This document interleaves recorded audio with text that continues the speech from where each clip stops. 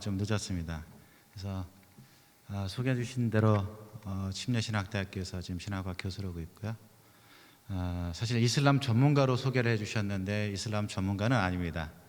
원래 제가 이 선교에 헌신하고 이슬람을 학을 공부하러 영국 옥스퍼드에 갔었습니다. 근데 사실 교수가 될 게 아니라 좀 선교사가 되기 위해서 준비하고 있었기 때문에 아카데믹한 공부보다는 프랙티컬한 공부를 좀 하자 해서 미국에서 사우스웨스턴에서 THM하고 그리고 서든에 가서 PhD하고 그리고 선교사 훈련 받으러 한국에 들어왔습니다. 그러다 교수가 되다 보니까 요즘에는 뭐 이슬람 관련 강의나 사역보다는 사실 그냥 일반 선교학 또 선교사 훈련하는 거에 집중을 하다 보니까 이슬람 전문가로서 계속해서 연구하고 해야 되는데 그렇게 하지 못하고 있습니다. 최근 한국 사회에 뭐 이 할랄 문제나 뭐 스쿠크 법안이나 다양한 이슬람의 문제로 방송에서도 뭐 출연해 달라고 뭐 CBS, CTS 연락이 오는데 오늘 말씀해 달라고 하신 이 할랄 문제가 굉장히 민감한 문제이기 때문에 어떻게 해도 욕을 먹습니다. 먹으라고 해도 욕 먹고 그다음에 먹지 말라고 해도 욕 먹고 막자고 해도 욕 먹고 또 막지 말자고 해도 욕 먹고 그래서 사실 아주 민감한 문제인데 조경 목사님께서 할랄에 관한 얘기들을 조금 한번 정리해 주셨으면 좋겠다고 부탁을 하셨고 그래서 그냥 순종하는 마음으로 섰습니다. 제가 뭐 많이 연구하고 또 준비해서 올라와야 되는데 사실 말레이시아 갔다가 그저께 들어오는 바람에 최근에 할랄 관련해서 어떤 얘기들이 오고 가고 있는지 사실 최근 뉴스들은 제가 접하지 못했습니다. 어제까지 제가 몇 가지 뉴스들을 가지고 지금 나와 있는 여러 가지 이슈가 되고 있는 문제들을 좀 다뤄볼까 합니다. 제가 PPT를 준비해 왔는데 제가 리모컨을 하는 건가요? 아니면 저쪽에서 올려주시나요? 예, 할랄에 대한 말씀을 좀 해달라고 해서 할랄에 대한 얘기들을 할 텐데 제목을 무엇으로 할까 하다가 무엇이 문제인가? 사실 여러 가지 소문들이 많습니다. 그런데 이 부분에 대해서 우리가 교회가 그리고 그리스도인들이 어떻게 대처해야 되는지만 몇 가지 1시간 저한테 시간을 주셨기 때문에 지금 1시 11분인데 2시 10분까지 해보도록 하겠습니다. 2시까지인가요? 50분 만에 전체 1시간 저한테 좀 말씀을 하셨는데 일단 오늘 강의를 하면서 몇 가지 제가 전제를 좀 달았습니다. 좀 넘겨주시면 좋겠습니다. 첫 번째는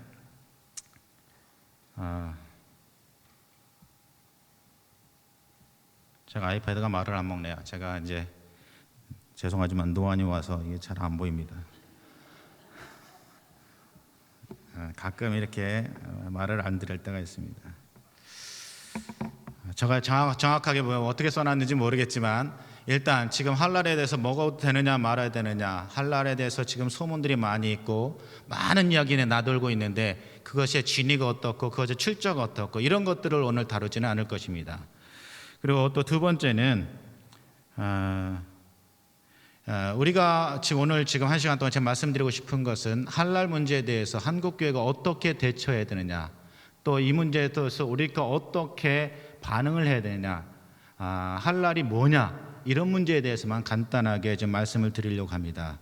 그리고 오늘 1시간의 시간이 주어졌기 때문에 사실 이슬람에 대한 전반적인 어떤 이해를 돕기 위한 여러 가지 얘기들을 하지 못할 것입니다. 사실 이 할랄을 이해하기 위해서는 엄격하게 얘기하면 이 이슬람에 대한 이슬람법과 이슬람이 묻고 있는 경전에 대한 얘기들을 좀 하고 들어가야 사실 이해하기가 편하신데 그냥 많은 얘기들이 지금 들려지고 있는데 상당수는 사실인 것도 있지만 상당수는 사실이 아닌 것들도 있습니다. 그래서 이건 사실이고 이건 아니고 이런 것들을 지금 시간에 다 다룰 수는 없기 때문에 한국교회가 지금 한국 사회 전체적으로 지금 아주 시끄럽게 떠들고 있는 할랄 문제에 대해서 어떻게 대처해야 되는지 그리고 정말 할랄이라는 게 무엇인지 그리고 왜 할랄이 이슈가 되고 있는지 이런 문제에 대해서만 좀 다뤄보려고 합니다. 먼저 이것들 하기 전에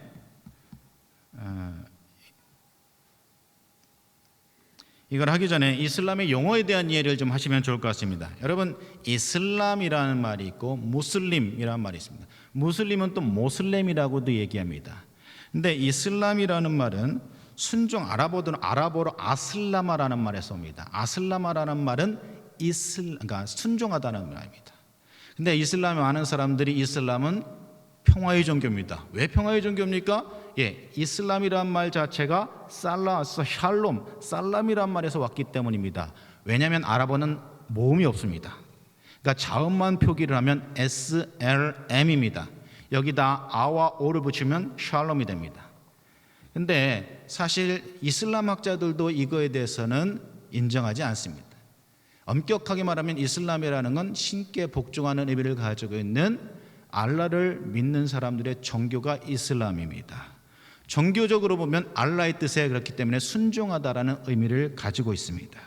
그리고 무슬림이라는 건 이슬람이라는 종교를 믿고 있는 사람들을 무슬림이라고 얘기합니다. 왜 모슬렘 그러냐? 무슬림이라는 건 아랍어를 그대로 음가대로 딴 게 무슬림이고, 모슬렘이라는 말은 영어식 표기입니다.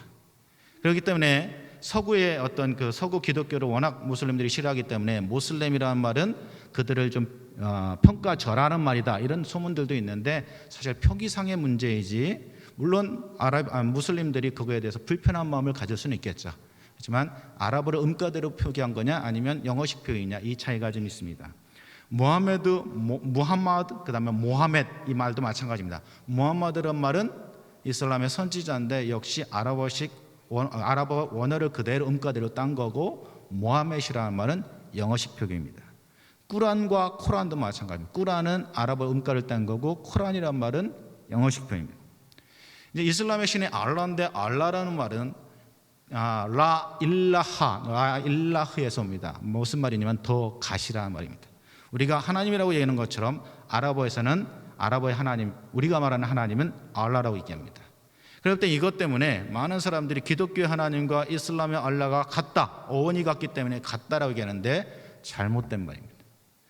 제가 계속해서 얘기하겠지만 여러분, 아주 쉽게 말씀드리면, 아주 단적으로 말씀드리면 이슬람이라는 말은 기독교의 이단입니다. 무하마드 당시에 정말 무하마드가 제대로 된 복음만을 들었다란다면 이슬람이라는 종교는 태어나지 않았을지도 모릅니다. 근데 무하마드가 그 당시에 수없이 많은 종교인들을 만납니다. 유대인들도 만나고 고대 근동의 많은 종교인들을 만납니다. 그리고 특별히 기독교인들을 만나는데, 기독교인들은 누구였냐? 초대교회 당시에 이단으로 정지된 기독교인들을 만납니다. 그러면서 그들로부터 잘못된 복음에 대해서, 그리고 엉뚱한 가르침을 받게 됩니다. 이러면서 무하마드는 아브라함 하나님, 야곱 하나님, 이삭이 하나님, 그 유일신 하나님 신앙으로 돌아가자는 신앙운동을 했던 청년이었습니다. 근데 그가 죽고 나서 사실 많은 추종자들이 지금의 이슬람이라는 종교들을 만들어냅니다. 그렇기 때문에 엄격하게 말하면 이슬람은 기독교의 이단이라고 할 수 있습니다. 이걸 가지고 태초로 올라가면 하나님으로 올라가고 아브라함으로 올라가고, 그래서 그들이 이삭을 바친 게 아니라 이스마엘을 바쳤고, 그래서 같은 하나님을 섬기고 있고, 어원적으로 같기 때문에 같은 하나님이다. 절대 그렇지 않습니다. 무슬림들도 이 부분에 대해서는 인정하지 않습니다. 왜? 우리가 믿고 있는 하나님은 삼위일체 하나님, 삼신숭배입니다. 그래서 자기들은 오로지 유일신이다. 어떻게 하나님이 세 분이 될 수 있느냐? 어떻게 세 명의 신을 섬길 수 있느냐? 어떻게 하나님이 인간 여자와 결혼해서 아들을 낳을 수 있느냐? 그렇기 때문에 사실 우리가 믿고 있는 하나님과 그들이 믿고 있는 알라와는 전혀 다른 하나님, 신의 개념입니다. 이거를 분명하게 이해를 좀 하셔야 됩니다. 그 다음 아랍과 회교도, 아랍이라는 말은 아라비아 반도에서 그들이 태동했기 때문에 아랍이라는 말을 쓰고 있고, 회교라는 말은 중국의 회회족이 믿고 있는 종교가 이슬람이기 때문에 한자로 돌아올 회자에서 회교라는 말을 사용합니다. 그다음 이슬람의 상징이 초승달이죠. 샛별과 초승달. 그래서 보면 밑에 보시면 국기들이 있는데 대부분의 이슬람의 국기들은 초승달과 그다음에 샛별이 그려져 있습니다. 이거는 왜 그러냐면 무하마드가 610년에 가브리엘 천사로부터 계시를 받는데, 계시를 받을 당시에 하늘에 초승달과 샛별이 떠 있었다고 얘기합니다. 근데 그들이 믿고 있는 경전 꾸란에 보면 라마단 월 22일로 되어 있습니다. 라마단 월 22일이면 여러분 22일에 뜨는 달이 무슨 달이죠? 초승달입니까? 하연달입니다. 근데 자신들의 경전에 그렇게도 되어 있는데 초승달을 자신들의 상징으로 하는 이유는 뭐냐면 무하마드 이전은 무지시대라는 겁니다. 그러니까 우리가 섣달 금음에 시커먼 새달 금음달이 지나고 아주 새롭게 밝아오는 그 빛을 비춰오는 달이 초승달인 거죠. 마찬가지로 무지시대에 이슬람이라는 새로운 종교가 새로운 진리를 시작했다는 종교적 의미를 가지고 있는 게 초승달입니다. 그렇기 때문에 이슬람의 상징은 초승달, 우리의 상징은 빨간색 십자가. 이슬람의 초승달은 보통 녹색입니다. 녹색은 초원에서 생명을 상징합니다. 그렇기 때문에 그들이 상징으로서 초승달을 상징하고 있습니다. 근데 우리가 많은 이슬람에 대한 이야기들 하지만 좀 몇 가지 선입견들이 좀 있습니다. 첫 번째, 좀 계속 눌러주십시오. 첫 번째 선입견은 이슬람은 중동 지역 아랍인들의 종교다라는 생각들을 가지고 있는데, 사진 계속 올라올 텐데 보면 아시아인들, 유럽인들, 또 아프리카인들 대부분을 보면 유럽에 510만, 서아시아 1억 9천만, 아프리카 4억 6천만, 중앙아시아 6억 3천만 이 정도로 해서 전 세계에 아라비아 반도에 있는 중동 사람뿐만 아니라 비아랍 사람들, 무슬림들이 더 많습니다. 그러니까 우리 흔히 이슬람은 중동 지역 아랍인들의 종교다라고 생각하시는데 그렇지 않습니다. 보통 아시아의 무슬림들이 한 56%가량이 살아갑니다. 그리고 무슬림 국가 1위부터 10위까지 쭉 카운트를 해보면 1위가 인도네시아, 2위가 어떤 통계에는 인도 내지는 파키스탄, 3위가 방글라데시, 그래서 1위부터 4위까지가 전 세계 무슬림들의 거의 한 반 이상을 차지합니다. 한 3분의 1 이상을 차지합니다. 왜냐하면 인구가 많기 때문에 그렇습니다. 아시아에 인도네시아만 해도 2억이 넘죠. 그 중에 전체 2억 정도 이상의 무슬림들을 가지고 있습니다. 인도, 파키스탄도 마찬가지입니다. 거의 한 1억 9천 정도의 무슬림들의 인구를 가지고 있습니다. 그렇기 때문에 1위부터 4위까지를 합치면 전체 무슬림들 거의 과반수에 가까운 사람들이 사실 이 아시아에 살고 있다는 겁니다. 그다음에 중동 아랍인의 종교다라는 것들은 선입견이고, 또 하나 이슬람은 평화의 종교다. 그렇지 않습니다. 최근에 우리나라에 이슬람을 선전하기 위해서 어린이 이슬람 바로 알기 이런 책자들을 통해서 굉장히 많은 석유판 돈으로 우리나라에 투자해가면서 이슬람은 평화의 종교다라고 얘기하는데 평화의 종교가 아닙니다. 이슬람은 태생부터 폭력성을 가지고 있었습니다. 제가 나중에 꾸란을 가지고 몇 가지 예를 들겠습니다. 또 하나, 모든 무슬림들이 폭력적이고 호전적이다. 그렇지 않습니다. 여러분들 중동에 가서 무슬림들을 만나보시면 굉장히 나있습니다. 손님 접대하는 걸 굉장히 좋아합니다. 손님들이 가면 자기가 가난하면 옆집에 가서 차를 빌려다가도 대접하는 게 그들 문화입니다. 사실은 이슬람이라는 종교 자체는 폭력성을 가지고 있지만 이슬람을 믿는 모든 무슬림들이 다 폭력적이고 호전적이냐? 그렇지 않습니다. 그렇다고 해서 폭력적이고 호전적이지 않은 그 무슬림들이 다냐? 그렇지는 않습니다. 지금 여러분 아시는 것처럼 IS 얼마나 많은 폭력들을 저지르고 있습니다. 전 세계를 공포로 몰고 있습니다. 그들은 지금 대중 공연장이라든지 축구장이라든지 카페라든지 많은 사람들이 모이는 곳, 그 스페인의 마드리드라든지 아니면 영국의 지하철에서 테헤란을 칠 때도 마찬가지로 많은 시민들이 모이는 곳에 동시다발적으로 테러를 일으킵니다. 그건 뭐냐면 많은 희생자를 내면서 전 세계에 공포감을 조성하는 겁니다. 전 세계 공포감을 조성하는 이유는 뭐냐면 그들이 가지고 있는 종말론 때문입니다. 지금 종말의 때에 그런 어떤 지하드, 그런 성전에 참여해서 순교하면 그들이 구원받을 수 있기 때문에 서구를 장악해서, 미국을 장악해서 지금 전 세계가 전쟁이 일어남을 통해서 자신들이 구원받을 수 있다고, 지금은 종말의 때라고 믿고 있는 그들의 신앙 때문에 그렇습니다. 더 쉽게 얘기하면 그들은 사단에 지금 얽매여 있습니다. 그들 안에 복음이 없기 때문에, 그들이 예수 그리스도를 알지 못하기 때문에 지금 무지몽매해가지고 그런 일들을 하고 있는 겁니다. 그렇기 때문에 이슬람을 아무리 잘 믿어도, 알라를 아무리 잘 믿어도 구원받을 수 있는 길이 없습니다. 근데 유일하게 구원받을 수 있는 길이 딱 하나 있습니다. 뭐냐면 성전, 지하드에 참여해서 순교하면 100% 파라다이스, 천국이 보장됩니다. 그걸 어린 시절부터 세뇌를 시키기 때문에 어린 처녀들이, 그리고 어린 학생들이, 여자아이들이, 어린아이들이 폭탄 조끼를 입고 자살 폭탄 테러를 하는 겁니다. 얼마나 무섭습니까? 지금 신천지가 지금 오다가도 봤는데 신천지 마띠아 지파가 있죠? 아니 어떻게 상식적으로 그런 아주 말도 안 되는 그 신앙들을 가질 수 있을까요? 영적인 거기 때문에. 우리는 태어나서부터 영적인 존재로 태어났기 때문에 사실 그런 영향을 받을 수가 있습니다. 우리가 성령 안에 거하느냐, 악한 영의 역사 안에 거하느냐에 따라서 우리의 삶이 완전히 바뀔 수 있습니다. 근데 지금 무슬림들은, 전 세계 17억 18억의 무슬림들은 지금 아직까지도 제대로 된 복음을 들어보지 못했습니다. 그리고 선교사가 가려고 해도 갈 수가 없는 지역들입니다. 그러다 보니까 우리는 이런 이슬람의 문제에 접근할 때 가장 중요한 건 뭐냐면 그들도 역시 하나님께서 구원하시고자 하는 잃어버린 영혼들이라는 관점을 가지고 그들을 접근해야 됩니다. 그들이 지금 복음이 없기 때문에 아주 잔인하게 사람을 죽이고 있고 아주 무지몽매한 짓을 하고 있지만 그들에게 우리는 언젠가는 가서 복음을 전해줘야 됩니다. 왜? 복음이 없이는 그들이 살 수 있는 방법이 없기 때문에 그렇습니다. 우리는 지금 많은 소문들을 접하고 있지만 이런 소문들 앞에서 우리가 생각해야 될 것은 하나님 어떻게 하면 저들에게 복음을 전할 수 있습니까?를 생각해야 됩니다. 우리는 근데 그런 동영상, 끔찍한 동영상들을 보면 막 저 자체도 아침에 가끔 이게 저는 영상들을 많이 보내오는데 보면은 정말 눈 뜨고 볼 수 없는 그런 아주 참혹한 영상들을 저한테 보내옵니다. 아침에 그거 한번 보고 나면 아주 섬찟섬찟합니다.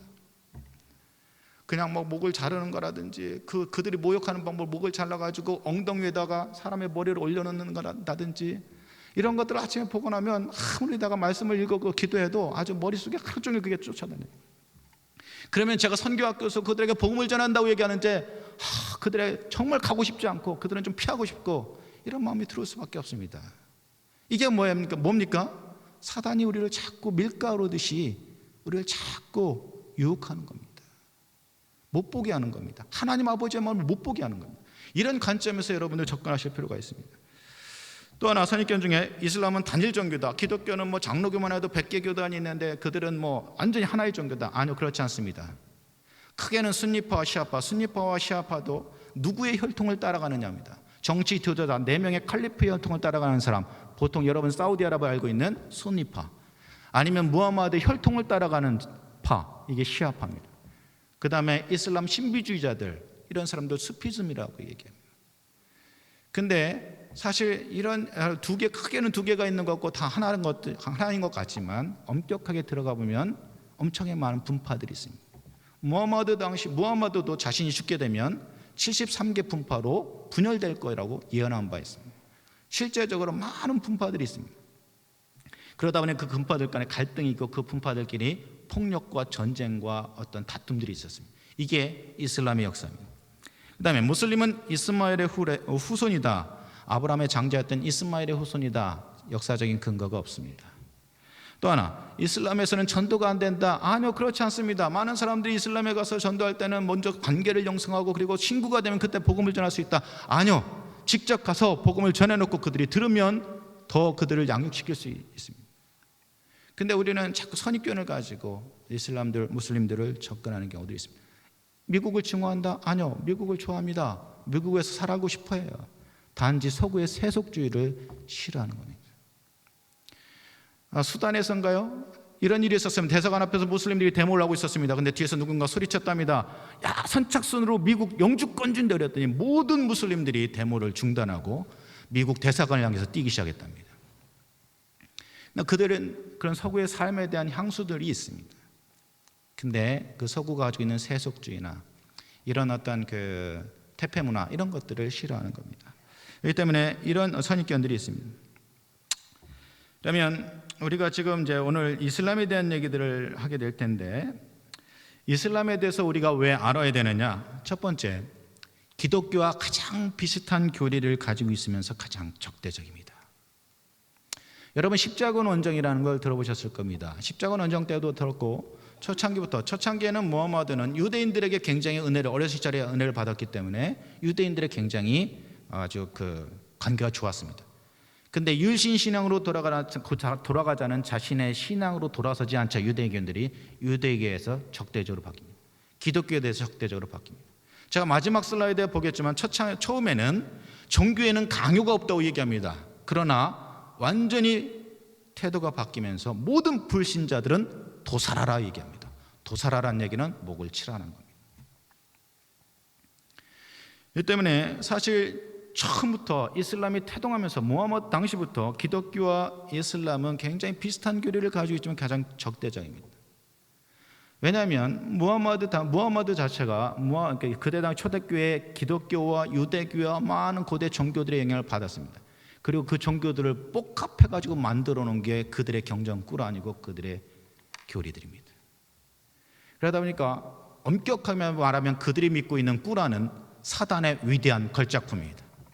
근데 성경과 꾸란이 안 맞는 부분들이 있거든요. 예를 들면 삼위일체라든지 예수님이 십자가 못 박혀 돌아가셨다든지, 그 다음에 또 뭐가 있을까요? 예수님이 하나님의 아들이라든지 이런 것들. 어떻게 하나님이 사람과 부부관계를 해서 아들을 낳을 수 있냐? 이건 신성모독이다. 그래서 예수님이 하나님의 아들이 아니라 그냥 위대한 선지자 중에 한 명이다, 이렇게 믿고 있습니다. 성경에 그들이 최후의 선지자였던 무하마드, 기독교보다 600년 앞이 불교고 600년 뒤가 이슬람입니다. 근데 600년 뒤에 무하마드 알라가 무하마드 선지자에게 그동안의 모든 기독교 가르침들이 왜곡되고 변질되고 우상 숭배를 하자 새롭게 계시를 합니다. 그래서 만들어진 게 꾸란입니다. 근데 이 성경이 왜 역사의 과정 속에서, 그 다음에 번역의 과정 속에서 변질됐다고 믿습니다. 왜 그러냐? 이 안에 무하마드 선지자가 올 거라는 걸 예언하지 않고 있기 때문에, 그리고 꾸란과 성경이 다르기 때문에, 이 다른 부분들 때문에 성경은 역사의 과정 속에서 또 번역의 과정 속에서 왜곡됐다고 믿습니다. 근데 사실은 우리가 가지고 있는 이 진리의 말씀을 그들이 무하마드가 잘못 해석하고 잘못 기록해가지고 사실 이렇게 된 겁니다. 그러다 보니까 비슷한 교리들이 있습니다. 읽어보면. 근데 꾸란 자체가 앞뒤가 맞지 않습니다. 왜? 구전문화권이었어요. 문서로 이렇게 전달한 게 아니라 메모리로 전달을 합니다. 들었던 얘기를 입으로 전달하다 보니까 사실 앞뒤가 맞지 않습니다. 그러니까 꾸란이 가지고 있는 많은 문제점들이 있습니다. 하지만 비슷한 교회라고 좀 썼는데 교리를 가지고 있으면 가장 적대적입니다. 또 무슬림들은 처음부터 복음을 들을 기회를 갖지 못했습니다. 아까 말씀드렸던 것처럼 무하마드가 그랬고요. 그 다음에 지금까지도 역사의 과정 속에서 계속해서 기독과는 적대적인 관계였기 때문에 복음을 제대로 들을 수 있는 기회를 갖지 못했습니다. 그리고 전 세계에서 가장 빠르게 성장하고 있는 종교가 바로 이슬람입니다. 기독교보다 2배 빠르게 성장합니다. 기독교가 사실 지난 100년간 한 270% 성장했다면 이슬람은 한 560% 성장합니다. 이 때문에 기독교보다 2배 빠르고 있고, 물론 성장의 이유는 많이 낳습니다. 많이 낳고 이민에 의한 성장, 자연 증가가 많습니다. 하지만 아무리 자연 증가가 많더라도 그들이 새롭게 태어나면 무슬림이 되고, 무슬림이 되는 순간 우리는 그들에게 복음을 전해야 되기 때문에 선교적 관점에서 보면 그들이 명목상의 무슬림이든 정말로 신실한 무슬림이든 우리가 복음을 전해야 될 선교의 대상입니다. 근데 그 숫자가 점점점 늘어나고 있다는 겁니다. 기독교보다 더 빠르게 늘어나고 있습니다. 또 마지막은 이슬람은 선교 지향적인 종교입니다. 우리가 선교라는 말이 있듯이 이슬람에도 다와라는 말이 있습니다. 그래서 그들은 전 세계를 이슬람화하려고 합니다. 우리는 한 사람 한 사람의 복음을 전해서 그들이 예수 그리스도를 믿게 하는 게 우리의 선교죠. 그들은 한 나라의 헌법이 샤리아, 그러니까 꾸란이 그 나라의 헌법이 되게 하는 게 그들의 궁극적인 목적입니다. 사실 제가 오늘 할랄에 대한 얘기를 할 텐데, 할랄을 가지고 이렇게 들어오려고 하는 이유도 사실 경제적인 이유가 있지만 엄격하게 그 밑에는 종교적인 이유가 깔려 있습니다. 왜? 전 세계를 이슬람화 해야 되거든요. 그러려면 결국 이슬람이 가지고 있는 오일머니를 가지고 전 세계에 그것들을 투자해서 아주 우리를 젖먹듯이 먹어 들어와야 되는 겁니다. 그렇기 때문에 들어오는 겁니다. 이 작은 땅덩어리에서 그들이 얻을 게 뭐가 있다고 들어오겠습니까? 근데 유럽의 전초기지로 영국을, 아시아의 전초기지로 한국을 선택했습니다.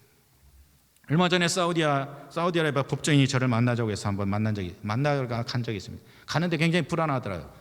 하나님, 오늘 제가 순교할지도 모르겠는데 일단 마지막에 복음이라도 한번 전하게 해주십시오. 기도하면서 갔습니다.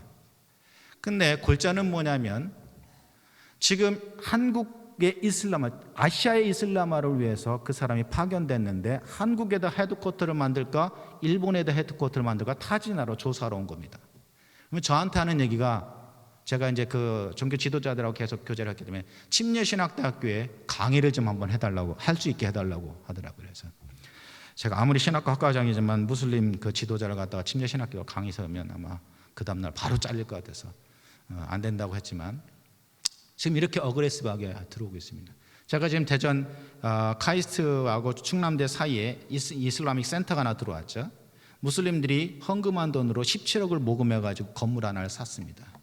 그게 인천과 대전에 있는 이슬라믹 센터가 가장 강경한 사우디아라비아 파키스탄 계열의 알후다 이슬라믹 센터입니다.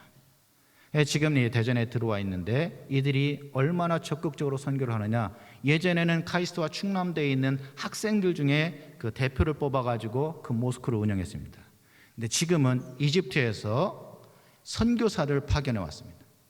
그래서 저를 만났는데 첫 번째 소개가 뭐냐면, 나는 유학생도 아닙니다. 충남대 유학생도 아니고 카이스트 유학생도 아닙니다. 넌 연구단지 직원도 아닙니다. 저는 한국 사람들에게 알라를 어떻게 예배할 수 있는지 알려주기 위해서 파견받아서 여기 왔습니다.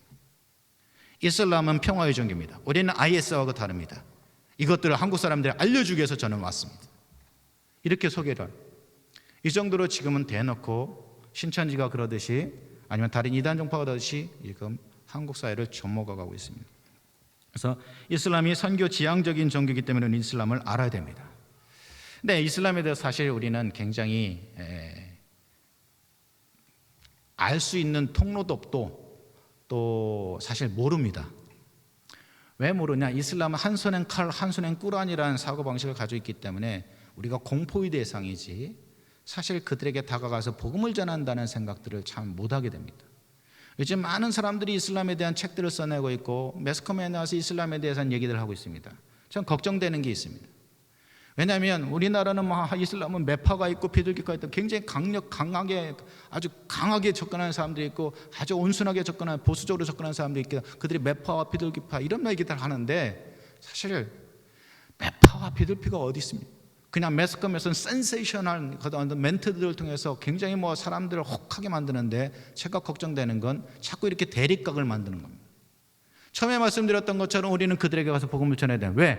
하나님께서는 이 땅에 있는 70억의 모든 인구들이 하나님을 찬양하기를 원하십니다. 그러면 무슬림도 힌두교들도 불교도 다 하나님께서 구원하시길 원하시는데, 자꾸 우리는 그들은 폭력주의자들, 테러리스트들, 지하드, 성전, 한 손엔 칼, 한 손엔 꾸란 이런 것들만 생각하고 자꾸 매스컴에서 그런 것들만 보여주다 보니까 그들은 정말로 속된 말로 죽일 놈들, 그래서 결코 가까이 가고 싶지 않은 사람들, 이런 것들이 우리의 내리속에 박혀 있습니다.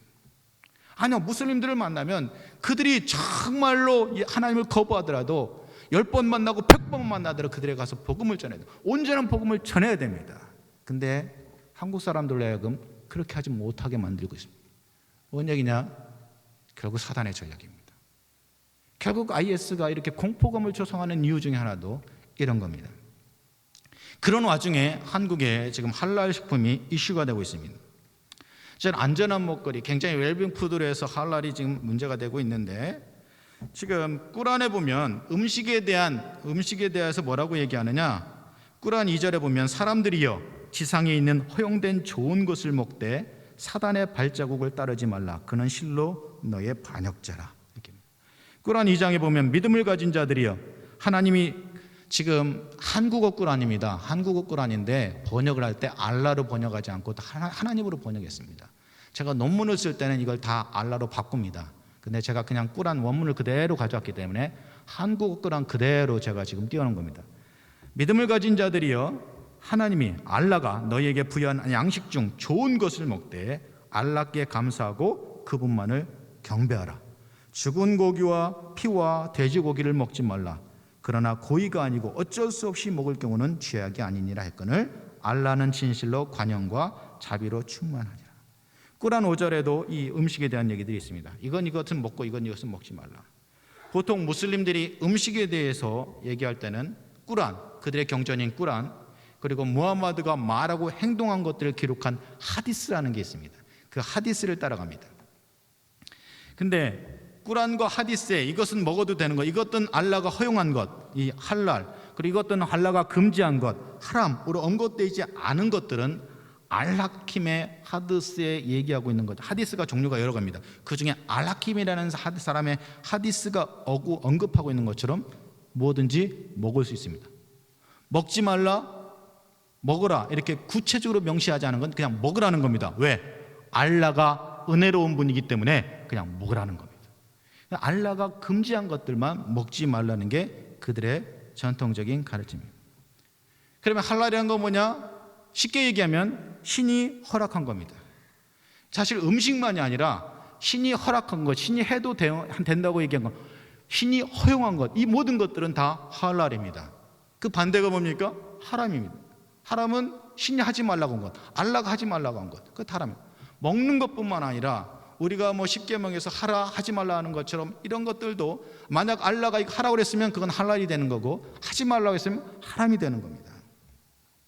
요즘에 이제 식품 때문에 이 박근혜 대통령께서 사실 어디죠?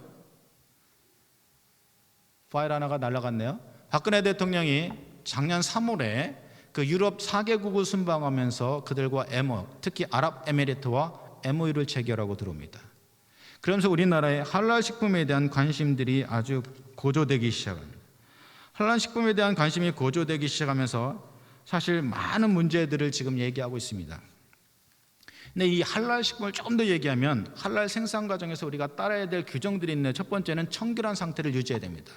왜냐하면 신이 금지한 것들은 절대로 접촉하거나 신이 금지한 것들을 접촉할 수 있는 무슨 어떤 기미라도 있으면 무조건 금지합니다. 예를 들면 무슬림들이 저희 만약에 집에 온다고 했을 때 저희 집에 있는 쟁반에다가 음식을 담아주면 이게 아무리 할랄 음식이고 이슬람법에서 요리된 음식이라 하더라도 먹지 않습니다.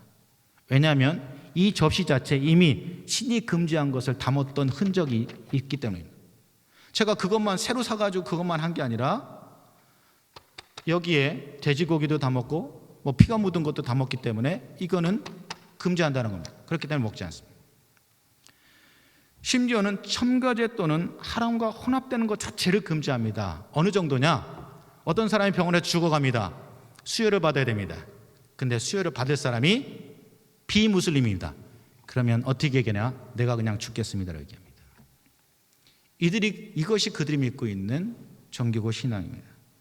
또 생산 직원들, 이 할랄 식품 만들 때 그 직원들도 이 알라가 규정한 대로 정결함을 유지해야 되고, 그렇기 때문에 결국은 이슬람 교도들만, 무슬림들만 그 할랄 식품을 만들 수 있고 판매할 수 있고 유통할 수 있고 만질 수 있다고 얘기하는 겁니다.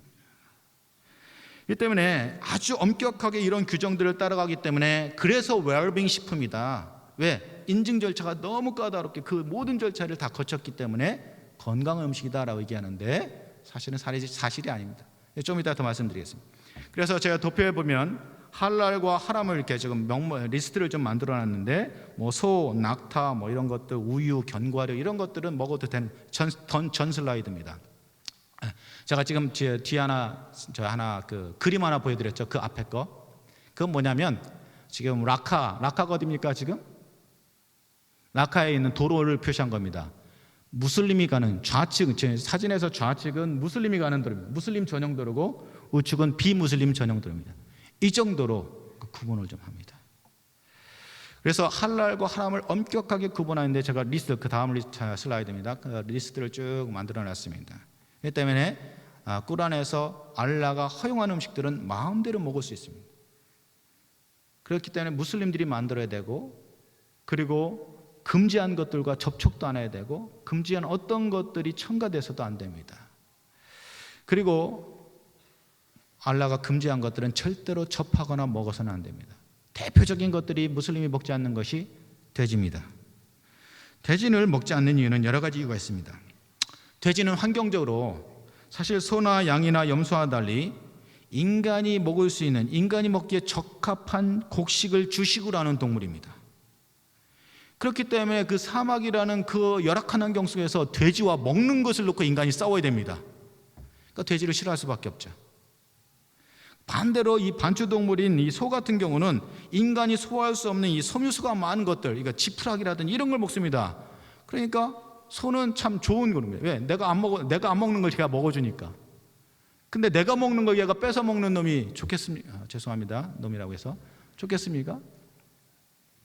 또 위생적으로도 돼지는 굉장히 지저분하다고 알고 있습니다. 그렇기 때문에 무슬림들한테 물으면 돼지는 굉장히 지저분한 동물, 더러운 동물이라고 생각합니다. 또 도덕적으로 보면 돼지는 짝을 정하지 않고 난교를 즐기는 동물로 알려져 있습니다.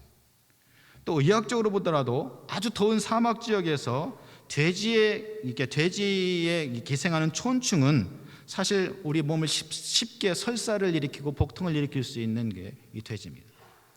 또 경제적인 관점에서 보면 사실 돼지는 땀샘이 없다고 합니다. 그러니까 땀샘이 없는 동물을 땀을 식혀주려면 어떻게 돼요? 계속 물로 샤워를 시켜야 됩니다. 아예 사막에 사람 물을 먹을 물도 없는데 가지고 돼지를 샤워시켜가면서 사막의 유목민들이 그 사막을 돌아다닐 수 있겠습니까? 그러다 보니까 돼지를 굉장히 터부했던 거예요. 돼지를 더러운 동물로. 그래서 먹지 말라고 한 겁니다. 그러니까 이게 어떤 종교적인 의미라기보다는 사실 환경적이고 사회적이고 경제적이고 도덕적이고 많은 것들 때문에 이 돼지를 금지합니다. 이런 것들이 꿀안에서 먹어도 된다, 먹지 말아도 된다는 것들을 규정하고 있는 겁니다. 물론 우리가 유대인의 코셔 관습처럼 정말 이렇게 먹어라 저렇게 먹어라 하는 것들이 있습니다. 물론 무하마드가 유대인들을 만나면서 유대인의 어떤 그 정결법에 대해서도 들었을 겁니다. 이 때문에 이슬람을 보면 기독교적인 것, 유대교적인 것 많은 것들이 지금 믹스가 되어 있는 것들을 믹스가 되어 있는 것들이 있다는 것들을 좀 아셔야 됩니다. 다시 돌아가서 지금 박근혜 대통령이 아랍에미레이트와 이게 MOU를 체결합니다. 그러고 나서 MOU를 체결하고 나서 사실 1970년대 우리의 여러분들 그러니까 어르신들 나이 또래 그 중동에 가가지고 건설 붐을 일으켜서 우리나라를 부강하게 만들어 우리나라를 잘 사는 나라로 만들어야죠. 마찬가지로 지금 박근혜 대통령이 지금 중동하고 MOU를 체결합니다. 중동 순방을 통해서 MOU를 체결하는데 우리가 가지고 있는 보건, 그 다음에 ICT, 정보통신 기술, 문화, 음식, 식품 이런 것들을 가지고 서로 교류하면서 경제적인 부가가치를 창출해내려고 합니다. 그러면서 순방이 끝나자마자 3월 12일에 들어와서 제2의 중동봄에 대한 문화체육관광부 보도자료가 나옵니다. 그 보도자료 내용이 이렇습니다.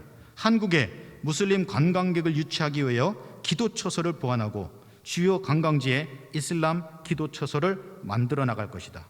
이게 문화체육관광부에서 보도한 겁니다. 두 번째, 이슬람에 대한 부정적인 인식 전환을 위하여 여행업계 등을 대상으로 한 세미나 및 교육을 실시한다. 세미나는 6월에, 교육은 4번 정도 실시한다. 이슬람에 관한 3부작 다큐멘터리를 제작한다. 그래서 얼마 전에 KBS에서 3부작 다큐멘터리가 나왔죠. 여러분 보신 분들이 있는지 모르겠지만 그 다큐멘터리는 전부 다 매스컴이 그런 식으로 방영해서는 안 됩니다. 왜? 할랄에 대해서 온전하게 알리고 싶으면 객관적으로 얘기해야 됩니다. 근데 그때 매스컴 다큐멘터리에 나왔던 인터뷰한 사람들이 누구냐? 한양대 이희수 교수. 이 사람은 자말이라는 무슬림입니다. 무슬림에 가가지고 할랄을 물어보면 할랄을 좋다라고 얘기하겠죠. 기독교인들한테서 이게 할랄에 대해서 아주 부정적으로 얘기할 수도 있을 겁니다. 그러면 객관적으로 할랄이 뭔지를 얘기해야 되는데 편향적으로 매스컴을 보도합니다. 근데 우리의 생각에 우리는요 교과서에 나오는 거 무조건 100% 맞다라는 생각이 있습니다. 그죠? 우리는 요즘엔 조금 달라졌지만 뉴스에서 나오는 건 좀 맞다는 생각들이 좀 있습니다. 그러다 보면 우리의 생각을 자꾸 이상하게 속이고 미혹하고 정말 눈을 가립니다. 이것이 문제입니다. 근데 문화체육관광부에서 이렇게 3부작 다큐멘터리를 제작한다고 공포를 했습니다. 또 의료관광객 확대를 위해서 노력한다. 그리고 마지막으로 이슬람 음식인 할랄 음식을 상품화한다. 이게 문화체육관광부가 박근혜 대통령이 MOU 체결하고 순방하고 돌아와서 바로 3월 12일에 발표한 내용입니다. 그러면서 한국식품연구원이 할랄 식품 사업단을 출범시킵니다. 그 사업단을 출범시키면서 그 전 슬라이드인데 이 한국에 있는 한국 이슬람 중앙회, 그러니까 KMF, Korea Muslim Federation이라는 지금 이태원 중앙서원 있죠. 이슬람 중앙회와 아랍에미레이트가 협력 관계를 통해서 할랄 식품을 전 세계 시장에 판매할 계획을 만들어내기 시작합니다. 주요 내용은 지금 슬라이드에서 다음 슬라이드나 보시는 것처럼 한국식품연구원의 할랄 식품 사업단을 출범시킴으로써 할랄 식품연구원과 한국이슬람중앙회가 MOU를 체결하고 할랄 식품 전시관을 구성하고 운영한다. 이게 할랄 식품 사업단이 출범하면서 하고 있는 내용입니다. 그러면서 익산에다가 국가 클러스터, 식품 클러스터 단지를 조성하는데 그 안에 70만 평 중에 50만 평의 할랄 식품 단지를 만든다. 이게 지금 한국 사회에 떠들고 있는 소문입니다. 할랄 식품이 왜 주목을 받는 첫 번째는 전 세계 무슬림 인구가 17억이 넘어섰습니다. 전 세계 17억이 먹는 음식을 만들 수 있다면 거기서 나오는 경제적인 부가가치가 어마어마하기 때문에 관심을 가질 수밖에 없습니다. 특별히 지금 청년 실업 때문에 아주 전 세계가 난립니다. 유럽뿐만 아니라 우리나라도 청년 실업이 많습니다. 근데 MOU를 체결하면서 우리가 가지고 있는 문화 콘텐츠라든지 IT 산업이라든지 또 여러 가지 어떤 식품 산업이라든지 이런 것들을 가지고 중동 지역에 파견을 해서 그들에게 직장을 마련하고 그들을 취업시키고, 그러니까 그 대신 우리는 할랄 식품 단지를 조성해서 이슬람이 먹는 17억이 먹을 수 있는 식품 단지를 만들어서 거기에 대한 어떤 준비를 한다. 이게 MOU의 내용입니다. 그러다 보니까 그럴듯하잖아요. 지금 경제적으로 어려운데 그렇게 되면 우리나라가 굉장히 많은 어떤 부가가치를 만들어낼 수 있겠죠. 그러다 보니까 할랄 식품이 굉장히 주목을 받고 있습니다. 또 하나, 이슬람 식품 시장의 규모가 지금 한화로 605조 원, 얼마 전에 이 전문가들의 통계면 2,200조 원이라고 얘기합니다. 그러니까 2조 1,000억 달러, 2조 1,000억 달러, 한화로 계산하면 2,200조 원이라고 얘기합니다. 2,000조가 얼마 정도 되는지 제가 가져본 적이 없어서 모르겠는데, 그러다 보니까 이 돈의 액수만 보더라도 뭔가 이것만 하면 우리나라가 굉장히 부강한 나라가 될 것 같습니다. 근데 사실 그렇지 않습니다. 그다음에 아랍 국가의 아랍 국가 대부분이 수입에 의존하는, 수입 의존도가 높습니다. 그러다 보니까 우리나라에 할랄 식품 단지를 만들어서 어마어마한 식품들을 만들면 그들이 엄청나게 수출해 갈 거고, 그럼 우리 수출 수입을 낼 수 있을 거고, 그러니까 우리나라가 굉장히 도움이 되지 않겠나. 이게 논리입니다. 또 하나, 비이슬람교 사이에서 이 할랄 식품의 수요가 증가하고 있습니다. 왜냐하면 웰빙 푸드라는 인식 때문입니다. 인증 절차가 까다롭다는 거예요. 근데 웰빙 푸드라는 말, 제가 좀 이따 말씀드리겠지만 제가 시간이 없어서 급해졌는데요, 1시간만 하기로 해서. 웰빙 식품이란 말이, 여러분, 카타르가 평균 연령이 78세입니다. 평균 수명이. 카타르의 GNP가 얼마인지 아십니까? 우리나라가 얼마죠? 우리가 지금 3만 불 정도 되죠? 카타르가 14만 불 정도 됩니다. 근데 평균 연령이 우리나라는 81세인데 걔들은 78세라고 얘기합니다. 그러면 할랄 식품만 먹은 애들은 왜 우리나라보다 못 살까요? 3년이나 더? 사실 이게 음식의 문제일 수도 있지만 다양한 요소들이 복합적인 겁니다. 근데 자꾸 한쪽 편향적으로 이것만을 강조하기 위해서 사실 이런 얘기들을 자꾸 유통시키고 있다는 겁니다. 또 하나, 그러다 보니까 전 세계가 어떤 이 할랄 시장 어떤을 장악하기 위해서 굉장히 많은 노력들 하고, 대표적인 게 네슬레라든지 맥도날드라든지, 우리나라 기업체 중에서 신라면 다음 잘 나갑니다. 신라면도 지금 그 할랄 인증을 받아가지고 지금 판매하고 있죠. 다음입니다. 한국 거. 그 다음에 그 라면 중에서 저도 안 먹어봤는데 라면만 맛있다, 네이처 딜리셔스라는 라면이 있다는데 저도 한번 못 봤습니다. 이런 것들, 그 다음에 조리퐁, 신짱구 이런 것들을 통해서 할랄 인증을 받아서 지금 수출하고 있습니다. 지금 익산에다 클러스터, 그러니까 할랄 식품 단지를 조성하지 않은 상태에서 이미 대기업들은 17억 무슬림들의 먹거리를 지금 할랄 인증 받아가지고 지금 판매를 하고 있다는 겁니다. 근데 국가 차원에서 MOU를 체결해서 지금 익산에다 그 어마어마한 단지를 조성한다는 것에 대해서 지금 기독교계와 시민단체들이 지금 반발을 하고 있는 겁니다.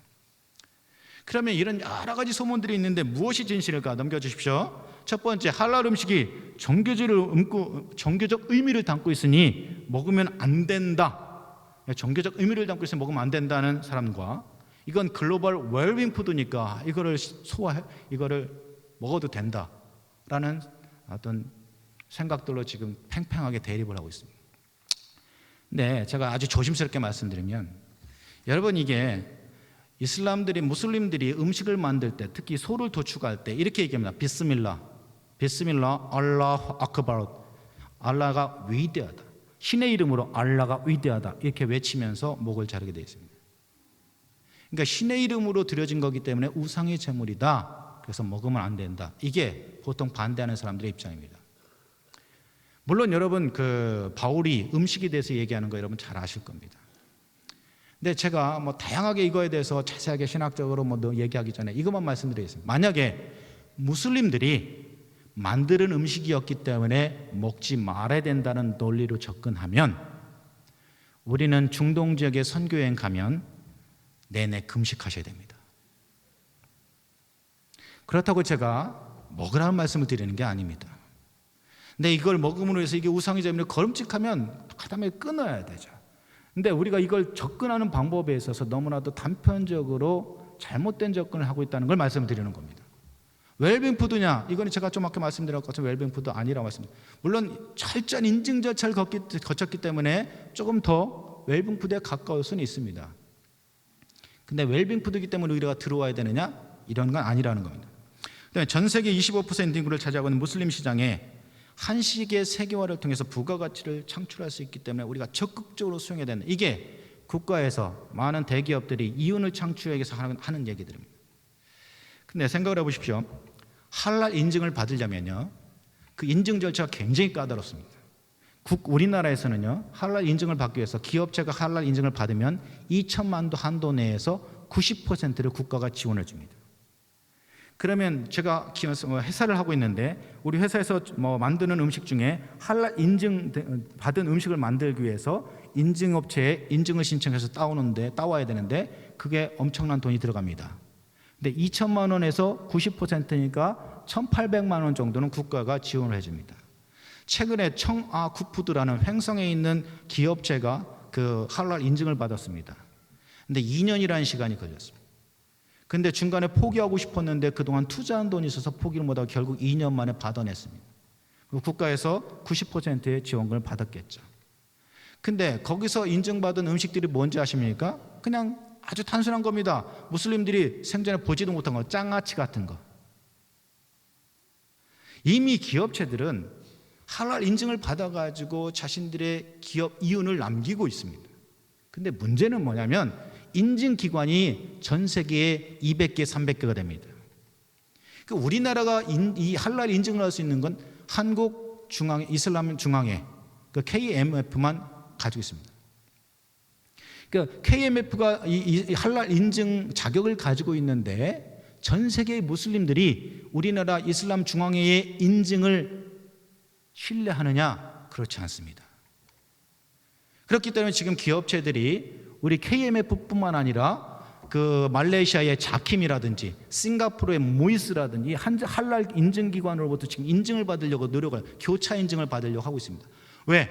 무슬림들은 음식을 먹을 때 뒤에 할랄 마크가 찍혔는데 그 할랄 마크가 어디 할랄이냐를 보고 먹습니다. 강경한 신실한 무슬림들은.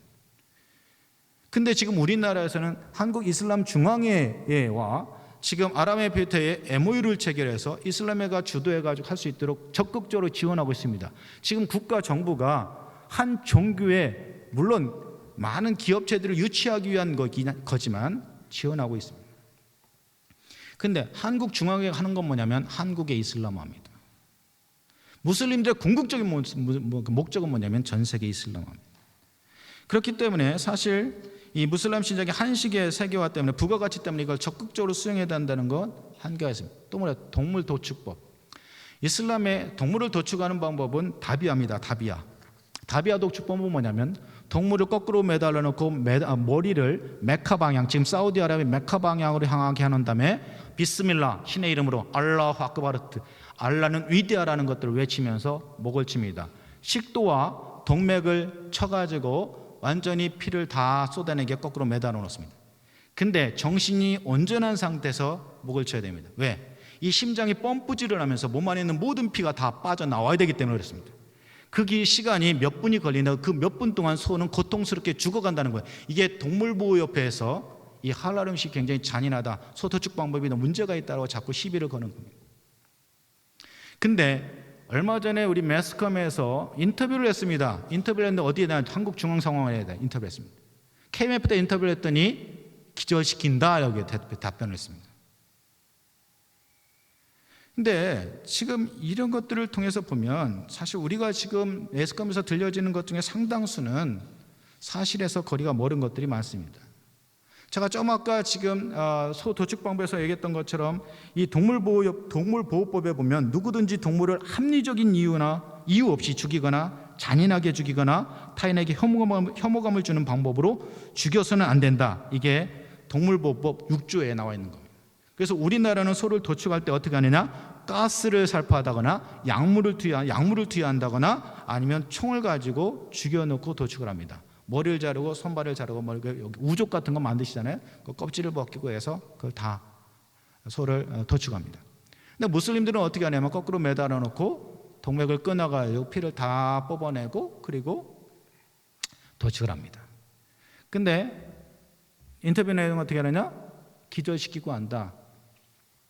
그 다음에 도축을 할 때는 무슬림들만 할 수 있다. 근데 사우디아라비아와 아랍에미레이트의 규정에는 어떻게 돼 있냐? 무슬림이 없으면 유대인들과 기독교인들도 도축할 수 있다고 돼 있습니다. 규정상. 근데 한 번도 허용된 적은 없습니다. 그러니까 무슬림들이 합니다. 그렇다면 이런 이유 때문에 지금 우리나라 이 할랄 식품이 들어오면 많은 무슬림들이 유입될 것이다. 이런 것들 때문에 지금 우려를 하고 있습니다. 그런 찰나에 올 1월 14일 날 제가 말레이시아로 떠나기 전날인데 1월 14일 날 JTBS가 뉴스룸을 통해서 보도한 게 있습니다. 팩트 체크라고 그래가지고 전북 익산 할랄 단지 IS 괴담 확인해보니 이런 제목으로 7분짜리 영상이 나온 적이 있습니다. 제가 몇 분까지 끝내야 되죠? 몇 분까지 끝내야 되죠? 10분까지. 그 영상을 보여드리려고 했는데 시간 관계상 못 보여드릴 것 같습니다. 그 뉴스룸에 보면 식품 클러스터에는 도축 시설이라든지 그런 업종이 못 들어오게 되어 있습니다. 입주 불허 업종입니다. 라고 나왔습니다. 그러니까 우리가 그 도축 시설, 잔인한 도축 시설 들어온다에 대해서 정부 기관에서 뭐라고 얘기했냐면 들어올 수 없습니다. 허용되지 않은 업종입니다. 근데 정부 관계자가 나와서 뭐냐면 지금 이 식품 클러스터에 들어올 수 있는 업체들을 지금 모집하고 있습니다. 근데 만약에 응모하는 업체가 있으면 이 익산은 아니지만 우리나라 어딘가에는 도축시설을 만들 계획이 있습니다라고 얘기했습니다. 근데 JTBS 팩트 체크에서 뭐라고 했냐면 일단 많은 소문들이 있는데요. 일단 팩트만 체크합시다. 그러면 되겠죠? 이러고 하고 시작을 했습니다.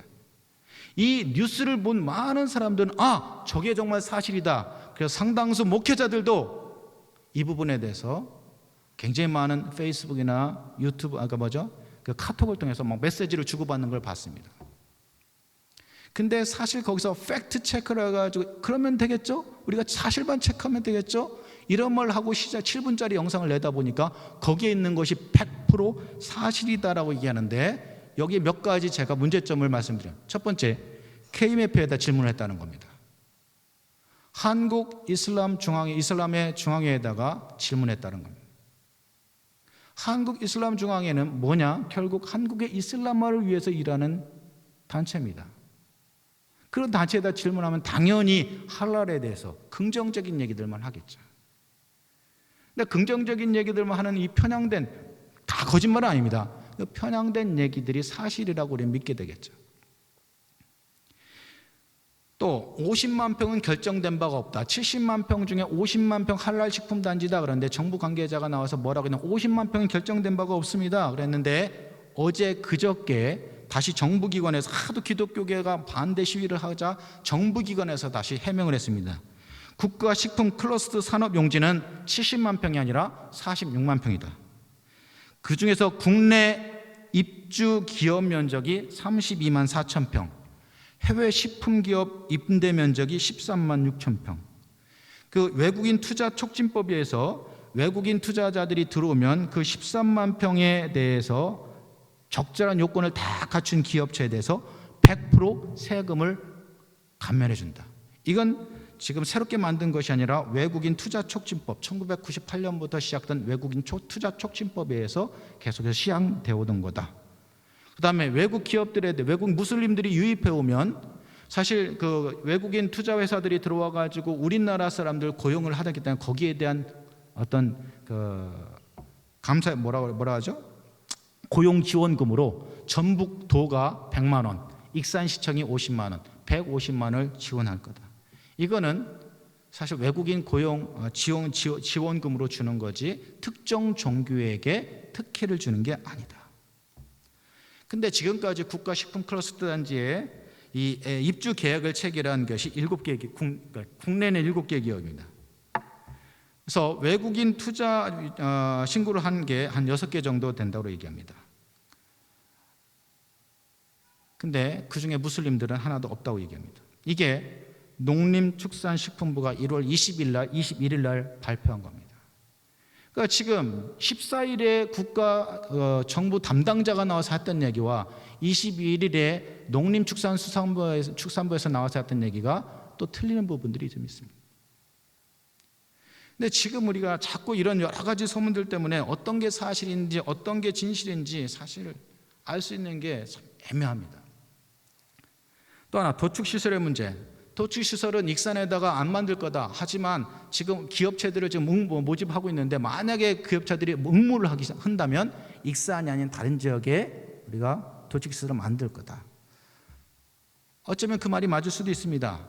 근데 우리나라가 사실 무슬림 17억이 먹을 수 있는 소를 도축해가지고 수출할 가능성은 희박합니다. 우리나라도 사실 지금 호주나 미국이나 지금 소고기를 수입에다가 먹죠.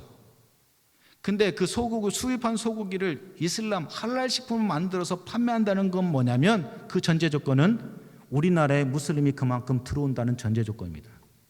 수요자가 없는데 뭐로 할랄 음식을 만들겠습니까? 수요자가 없는데 뭐로 소를 갖다가 수입에다가 그것들 할랄 식품으로 인증받아가지고 그 복잡한 절차를 거쳐서 만들겠습니다. 지금 처음에는 지금 국가에서 지금 발표한 대로 처음에는 비무슬림들로 이런 일들을 시작할 겁니다. 그러나요, 우리나라 무슬림들이 계속 유입되기 시작하고 이주민들이 들어오기 시작하고 노동자들이 들어오기 시작하고 식품단지에 근로자들이 들어오기 시작하면 아마 무슬림들의 인구가 증가할 겁니다. 그러면 지금은 비무슬림으로 한다 하지만 나중에는 무슬림들로 바꿀 겁니다. 왜? 인증기관이 상이하기 때문에. 전 세계적으로 통일된 뭐라고 해야 돼요? 인증법이 없습니다. 통일된 게 없습니다. 지금 아랍에미레이트가 그 통일안을 만들려고 지금 굉장히 많은 노력들을 하고 있습니다. 지금 우리나라가 어느 정도냐? 지금 사진 하나 보시면 우리나라에 지금 무슬림들이 들어와서 데모하는 현장입니다. 무슬림들이 데모하는 게 아니라 선교하는 현장입니다. 길거리를 돌아다니면서. 지금 제가 간단하게 몇 가지를 말씀드렸지만 지금 여기서 문제는 뭐냐면 우리가 서로 이해가 다르고 원하는 것이 다르다는 겁니다. 이슬람에서는요, 무조건 들어와야 됩니다. 첫 번째는 경제적인 이유 때문에 들어와야 됩니다. 또 하나는 전 세계를 이슬람화하기 위해서 한국이 필요하기 때문에 무조건 들어와야 됩니다. 기독교에서는요, 막아야 됩니다. 이슬람이 무슬림들이 가지고 있는 그런 위험성들이 있기 때문에 막아야 됩니다. 어떤 분들이 이렇게 얘기합니다. 우리도 무슬림들한테 가서 선교하는데 그들이 우리나라에 들어오는 게 무슨 문제가 되느냐? 죄송합니다. 저는 그런 분들을 향해서 그런 분들이야말로 또 다른 형태의 종교 다원주의자라고 말씀드리고 싶습니다. 지금 내가 전하고 있는 복음이 정말 구원받을 수 있는 유일한 길, 예수 그리스도가 유일한 구원의 길이라고 믿으신다면 거짓 복음을 가지고 들어오는 사람들이 선교하는 걸 인정해 준다는 게 말이 됩니까? 아니요, 들어오는 걸 막을 수는 없겠죠. 마틴 루터가 얘기한 것처럼 내 머리가 서열이 새가 날아다니는 건 막을 수 없지만 둥지를 두르고 있는 건 막을 수 있다고 얘기한 것처럼 들어오는 것 자체를 막을 수는 없겠죠. 그러면 그들이 들어오는 게 뭐냐라고 얘기한 다음에 이렇게 얘기됩니다. 우리가 그들을 향해서 어떻게 선교할지 우리가 좀 전략을 좀 세워봅시다. 굉장히 관용적이고 굉장히 마음씨가 넓은 것 같죠. 저희들도 그러고 싶습니다. 천주교도들이 그런 것처럼 그들에게도 구원이 있고 그들을 좀 그들과 정교한 대화를 통해서 그들에게 뭔가 구원의 가능성을 열어주고 싶습니다. 근데 우리가 가지고 있는 성경에 예수 그리스도 외에는 구원의 길이 없다고 분명하게 얘기하고 있는데 우리가 그들을 대하는 태도에 있어서는 좀 겸손하게 배우는 자세로 다가가야 되지만 우리가 가지고 있는 진리에 대해서는 결코 타협함이 없어야 됩니다. 이게 무너지기 시작하면 걷잡을 수 없어집니다. 처음엔 별거 아닌 것처럼 들어오지만 처음에 별거 아닌 것처럼 들어오는 게 뭐냐? 사단의 전략입니다. 여러분, 동성애 문제 몇 년 전만 해도 같은 성끼리 결혼한다, 어떻게 그런 일이, 그러다가 지금은 뭡니까? 그럴 수도 있지 왜? 매스컴에서 그런 것들을 자꾸 방영합니다. 내 주변에 그런 사람들이 생기기 시작합니다. 그러니까 조금씩 우리가 젖어버렸습니다. 그럴 수도 있지 무슬림들이 들어오는 거 그럴 수도 있죠. 근데 그들의 숨은 의도, 그들이 왜 들어오는지를 우리는 알아야 됩니다. 또 하나, 지금 먹고 안 먹고 들어오고 안 들어오고 이거보다 더 큰 문제는 제가 볼 때 한국교회가 준비가 안 돼 있습니다.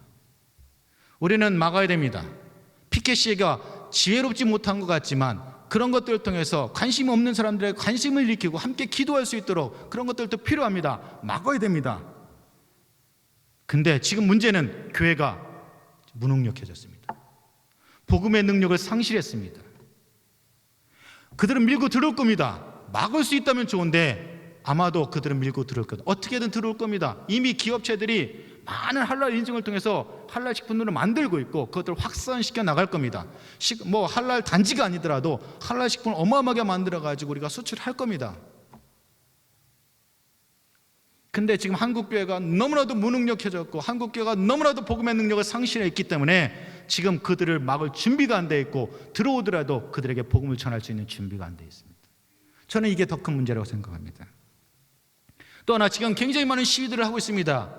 근데 아마도 만약에 뚫고 들어오면 1년 안에 2년 안에 언제 그랬냐는데 다 잃어버릴 겁니다. 아니요, 그들이 이 땅 가운데 한 명이라도 들어와 있다면 그들이 이 땅에 들어있는 무슬림, 이 땅에서 예수 그리스도를 알지 못하는 모든 사람들이 복음을 듣게 될 때까지 우리는 눈물을 흘리며 기도하며 그들에게 가야 됩니다. 그냥 잠깐 하다가 끝나는 것이 아니라. 근데 지금은 너무나도 우리 한국 사람들이 가지고 있는 이 냄비 근성, 이것이 문제라고 저는 생각합니다. 쉽게 포기하는 것. 많은 사람들이 뭐 여러분 님비라고 그러고 핀피라고 얘기하죠. Not in my backyard. Please in my front yard. 아주 극단적인 성향과 극단적인 반응들을 하고 있는데 한국 교회가 정말 깨어서 기도해야 됩니다. 왜냐하면 사단이 우리를 속이기 때문입니다. 사단이 우는 사자처럼 삼킬 자를 찾고 있기 때문입니다. 정말 뱀처럼 지혜롭게 비둘기처럼 순결하게 우리는 여기에 대적해야 됩니다. 근데 사단이 우리를 속이는 것과 함께 이슬람도 우리를 속입니다. 이슬람의 교리 중에 나시크, 만수크 교리가 있습니다. 나시크 교리는 진보 교리입니다. 만수크 교리는 폐기 교리입니다. 무슨 얘기냐? 무함마드가 23년 동안 계시를 받았습니다. 23년 동안 받았던 계시를 모아놓은 게 그들의 경전입니다. 23년 동안 받은 계시가 앞뒤가 안 맞습니다. 심지어는 무함마드는요, 자기의 며느리를 부인으로 삼습니다. 근데 그것도 계시를 받습니다. 자기의 며느리가 너무 아름다워서 데려오고 싶은데 이목이 있으니까 데려오지 못하다가 하루는 계시를 받았다고 해서 며느리까지 데리고 들어옵니다. 근데 이 꾸란에 쭉 보면 그 나시크 교리, 만스크 교리가 있는데 나시크 교리는 뭐냐면 진보한다는 거예요. 23년 동안 받았기 때문에 앞에 계시와 뒤에 계시가 다르면 앞에 계시보다 뒤에 계시가 진보한다는 겁니다. 하나님의 말씀이 진보합니까? 전지전능한 하나님의 말씀이 진보됩니까? 그 다음에 앞에 계시와 뒤에 계시가 충돌하면 앞에 계시는 폐기된다는 겁니다. 제가 덧꾸란닷컴에 띄워주시면 덧꾸란닷컴에서 꾸란의 2장 256절을 하나 띄워놨습니다.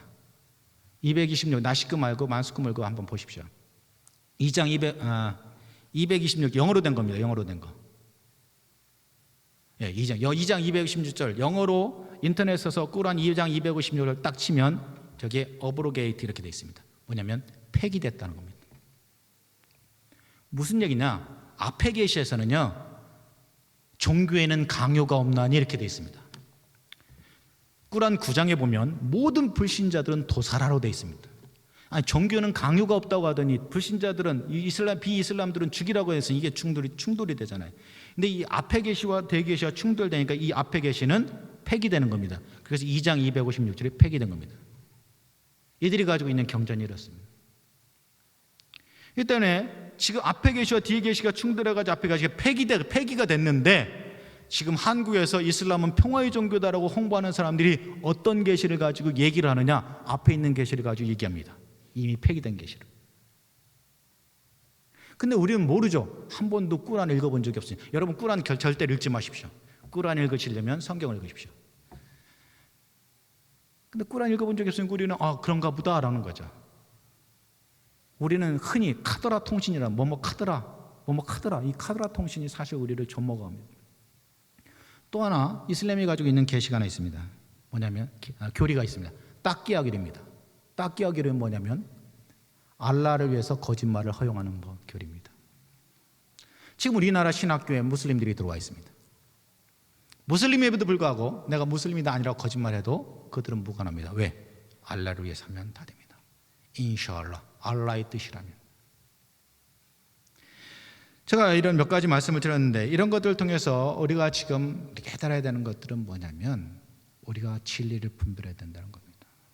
베드로전서 5장에서 얘기하는 것처럼 정말 사단 마귀가 우는 사자와 같이 삼킬자를 찾는다라고 말씀하시는데 그 삼킬자를 찾는 그 사단 마귀의 삼킴을 당하지 않으려면 우리 근신하고 깨어야 된다는 겁니다.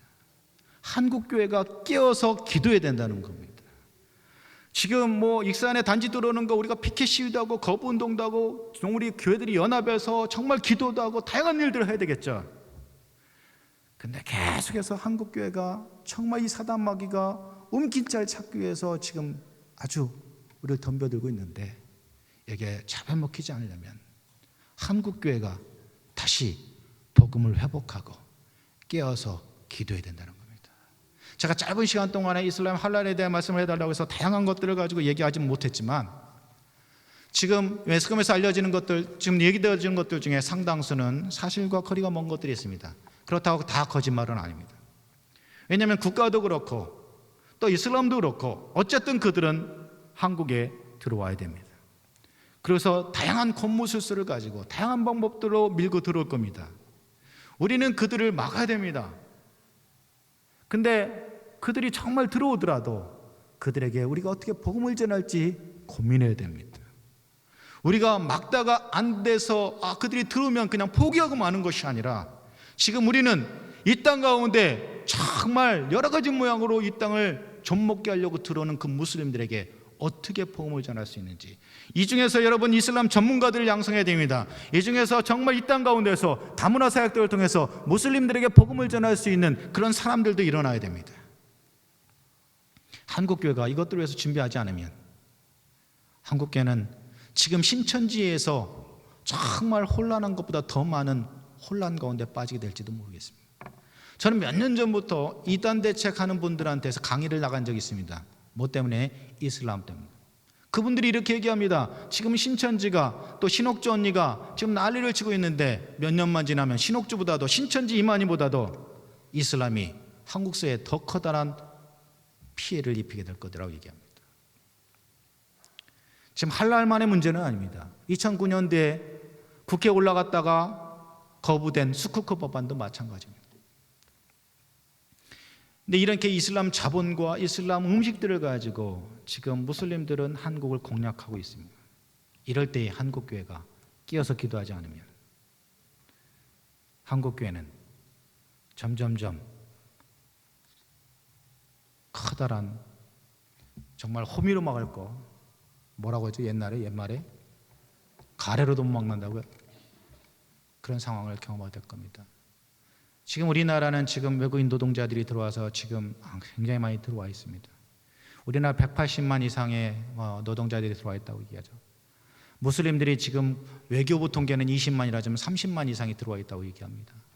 우리나라 순수 우리나라 무슬림도 한 4만 5천 명이 된다고 얘기합니다. 이게 불과 몇 년 만에 일어난 성장세입니다. 이 성장 속도로 가면 한국 사회는 점점 무슬림으로 바뀌어갈 겁니다. 이 성장 속도로 가면 2300년이 되면 이 한반도 땅에 한국 사람은 한 명도 안 남는다는 통계가 나와 있습니다. 이 때문에 우리 한국교회가, 특별히 대흥침례교회가 이 대전에서 정말 귀한 교회가 하나님 앞에서 깨어서 기도함으로 정말 이슬람과 같은 거대한 물결들이 이 사회를 휩쓴다 할지라도 능히 이겨내고 우리가 그들에게 복음을 전하고 그들을 변화하실 수 있는 일들을 이 교회로부터 시작할 수 있게 되기를 주님의 이름으로 부탁을 드립니다. 감사합니다.